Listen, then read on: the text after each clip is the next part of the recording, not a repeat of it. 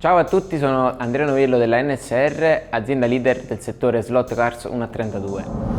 Insieme affronteremo una serie di video tutorial rivolte a migliorare la messa a punto della vettura. Queste linee guida sono rivolte principalmente a neofiti, ovvero persone che si sono avvicinate da poco al mondo dello slot e che non hanno una conoscenza tecnica avanzata. Per il momento non scenderemo eccessivamente nel dettaglio di questi argomenti tecnici, questo perché andrebbero tenuti in considerazione una serie di fattori variabili che trascendono dalle linee guida di cui andremo a parlare.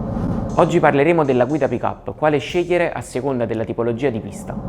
Abbiamo diversi tipi di pick-up, a vite o a innesto rapido. Entrambi possono presentare una lama lunga o corta. Si preferisce un pick-up con lama corta nei tipi di pista molto tortuosi, con curve molto secche o strette. Al contrario, un pick-up a lama lunga nei tipi di piste più scorrevoli, con curvoni più ampi. Il classico pick-up con stilo presenta un leggero gioco lungo l'asse verticale. Tale movimento aiuta la vettura a restare stabile nonostante le eventuali imperfezioni che si possono trovare su alcuni tipi di pista, come ad esempio il problema dei sobbalzi, tipico problema delle piste in plastica.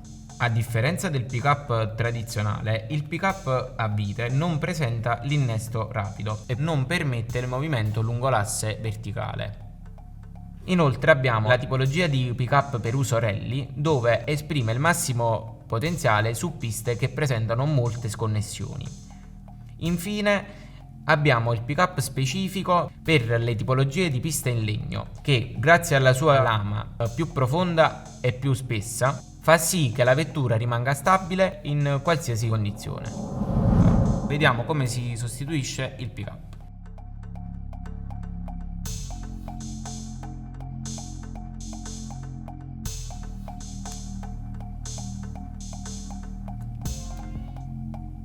Assicuriamoci che non venga stretta eccessivamente e che il pick-up si muova liberamente.